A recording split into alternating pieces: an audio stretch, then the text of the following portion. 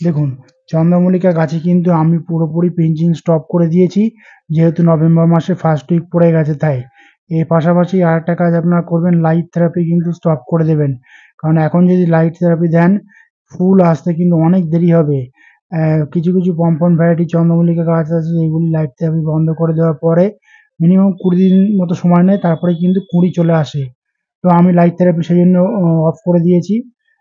এর পাশাপাশি এই গাছে কিন্তু এরকম ওপেন সানলাইটে রাখতে হবে। জলসেচ ব্যবস্থাটা কিন্তু খুব ভালোভাবে করতে হবে আমাদেরকে। এছাড়াও এই গাছে একটু স্পেশাল কেয়ার এই সময় করতে হবে। স্পেশাল কেয়ারটা বলতে গেলে খোল ভেজানো জলটাকে মোটা করে আরকি দিতে হবে এই গাছে। তাহলে কিন্তু সমস্ত রকমের পুষ্টিমূল্য কিন্তু এই গাছ খুব সহজেই ওই খোল ভেজানো জল থেকে পেয়ে যাবে। এছাড়া এই গাছে যেহেতু এখন কুঁড়ি ধরার সময় হয়ে গেছে, সেজন্য ১০-২৬-২৬ রাসায়নিক খাবারটাও কিন্তু আমাদেরকে দিয়ে দিতে হবে।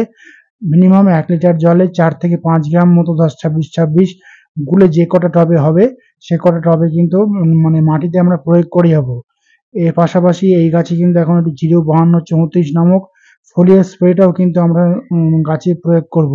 ১ লিটার জলে ৩ থেকে ৪ গ্রাম ০৫২-৩৪ ভালোভাবে মিশিয়ে নিয়ে সম্পূর্ণ গাছটিকে পুরো স্নান করিয়ে দেবো। তাহলে দেখবেন কুঁড়ি কিন্তু খুব দ্রুতই আসবে আপনাদের এই চন্দ্রমল্লিকা গাছগুলিতেও। এছাড়া এই গাছে কিন্তু এখন একটু মাইক্রোনিউট্রিয়েন্ট এবং ম্যাগনেসিয়াম সালফেট কিন্তু একটু স্প্রে করতে হবে।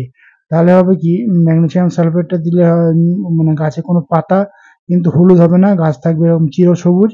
এবং অনুখাদ্য দিলে কিন্তু পুষ্টিমূল্যগুলো ভালোভাবে ওই অনুখাদ্য থেকেই পেয়ে যাবে।